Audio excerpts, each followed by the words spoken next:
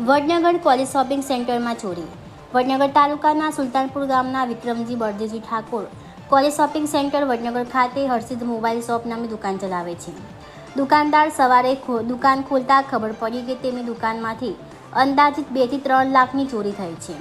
દુકાનદારના જણાવ્યા અનુસાર ચોર કોલેજમાં થઈને દુકાનમાં ચોરી કરવા ઉતર્યા હતા. સૂત્રો દ્વારા એવું પણ જાણવા મળ્યું છે કે જે શોપિંગમાં ચોરી થઈ ત્યાં સતત બંદોબસ્ત હોય છે. મુખ્યમંત્રી રાત્રે વડનગર રોકાયા હોવાથી બંદોબસ્ત પણ હતો. તેમ છતાં ચોરો ચોરી કરવામાં સફળ રહ્યા હતા.